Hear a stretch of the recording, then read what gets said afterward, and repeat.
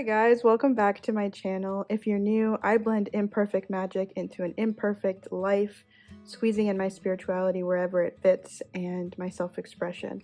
And I wanted to show you how I've been doing it recently ever since we moved to Salem. My routine in the morning is pretty tight. I barely have room for anything except getting ready and running out the door. But when I can squeeze in a little extra time for myself, I like to set an intention for the day.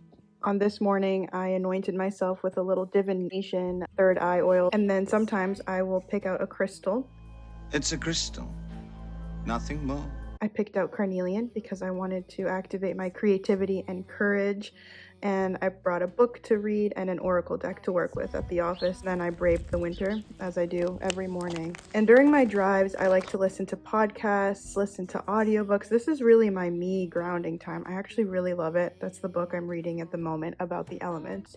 And when I got to work, there was a little Hello Witch plate downstairs in the kitchen, which I thought was very on the nose. And I make myself a little coffee, and this is when I will sometimes do a reading for myself to set the tone for the rest of the week. And on this day, I got the child from the Mystical Shaman Oracle deck, and it felt very on the nose because I've been doing a lot of inner child work.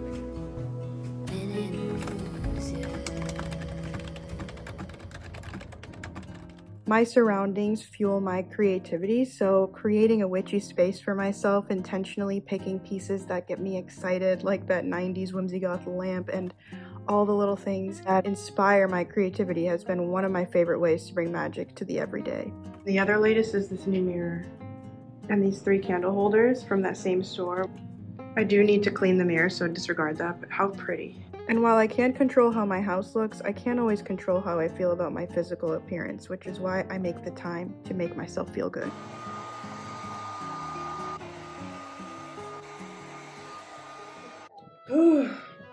I couldn't be any more on the nose about living in Salem if I tried. But in my defense, I got this after Rich proposed to me years ago because he proposed to me in Salem, and it was like a keepsake, you know, a memento to remember that by. Now that I live here though, I feel like a goof every time I wear it.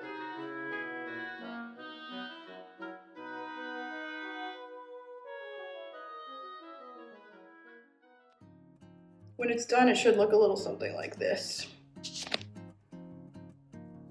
Not my best, but it's good.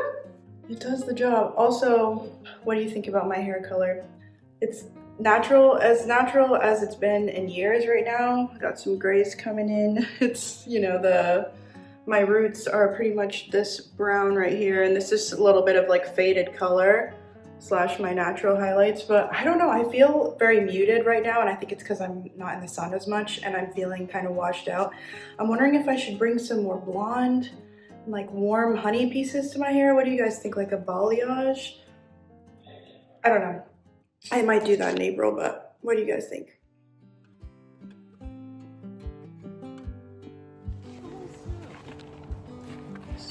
Winter into spring. Hello. Will it actually ever catch? I don't think so. Should we gather sticks? Yeah. Winter spirit into If summer. anything, we would spring. have done it. It looks like you're lighting your big dick. Listen, the patriarchy Some is cardboard. not good. Unacceptable. I Mari, can't you even. really have trained Can you him believe well. that? Every time. Very bad. Yeah, exactly. I'm not even on the bad side of It's it. okay. Here we Hey, go. you guys, God flame. I'm trying. It's burning. Pablo, Yes. what is this tradition? Yeah, what is it This again? is Russian tradition. You burn the winter spirit. Into Yeah. summer And is or it into spring? transitioning to spring? Exactly. Oh! Okay, everybody, put your intentions. Oh, okay. for the spring. Whew, hold on. You burn the hazel. We all together did this ritual I did not see coming. I just keep myself open to surprise and spontaneity. I'm always paying attention to the signs that the universe presents to me, and I have my own relationship with this that I maintain daily and makes life feel so whimsical and exciting. For example, on this day, I found this 4-leaved flower. It's not a 4-leaf clover, but I treated it like a sign of good fortune, which I had already been feeling. And I also saw a ladybug this day, my first little sign of spring and luck, and it just absolutely uplifted my mood. And if you guys have been watching me for a long time, you know that walks are a huge part of my magical practice. I love exploring my neighborhood, picking up things as I go, and now that I live in Salem, magic is all around me, and I love every second of just absorbing my surroundings.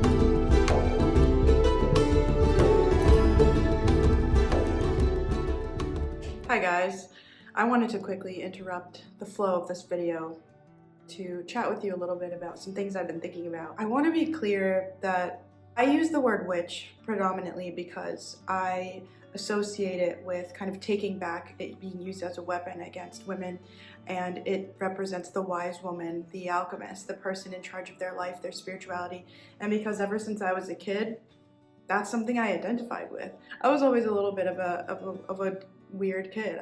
I hate the word weird, but I'm having a hard time describing it any other way. I was always interested in the occult, and I thought I was a witch from a very young age. I felt like I could channel the elements, I could move the wind. I was the kind of kid that played recess with my friends pretending I was a witch, was going to a witchcraft school, or I was Hermione, or I don't know, I was just always obsessed with fantasy and spirit and dreams, and I spent a lot of time internally writing at my desk when I got home from school and painting and just living in this internal world. As I got older, that was kind of taken from me. You try to be cool for, you know, approval, you want the boys to like you, and I used to get called weird a lot, and somewhere along the line that must have stuck, and it must have hit the shame wound, and I just became smaller and smaller and smaller. Revamping this channel in 2025 was really a love letter to that little girl. It's been the most incredible practice for me, just finding that courage and doing something that might seem so simple to someone else that felt so foreign and uncomfortable to me. I've been struggling a lot with my brand and I guess what my channel is about, because I look around and I see these witchy content creators or lifestyle creators, and they have it all figured out. They have a cohesive brand, they have a cohesive look, their life looks so perfect. And I remember when I first started watching YouTube, I compared myself to those girls so much. I felt like my life was wrong. I didn't see a life that was put together, and that's why I think we're seeing such a shift in social media and the content creator landscape. Like, we're seeing a thirst for authenticity, for people just showing up as themselves. I really appreciate you guys letting me kind of figure this out and just staying with me through it. I honestly can't even believe I have an audience at all. I've been making stuff since I was a kid, and in high school I was always kind of like screaming into what felt like a void. So I had all this pent up creativity and expression inside me. I tried everything and I just feel like I couldn't find my community, and it makes me emotional that I found it through this and through your guys' support. And even if it's such a baby YouTube channel, like, it means so much to me to have this space to create. I guess a big part of what I'm trying to say too is don't compare yourself to anyone and don't minimize yourself. I spent most of my life wanting to be somebody else, wanting a different life, and comparing myself to everyone around me. I still really struggle with it, but it's gotten so much easier over time. I feel like my 30s have been the chapter of my life that I felt the most like myself, or like the most like I'm returning to that little version of me, that little girl who was loud and proud and exactly who she was, and didn't even think too much about whether she loved herself or not. She wasn't focused on it. She didn't think about it. She just existed and enjoyed and had fun, and that's kind of like what I'm trying to return to. I'm the happiest I think I've ever been.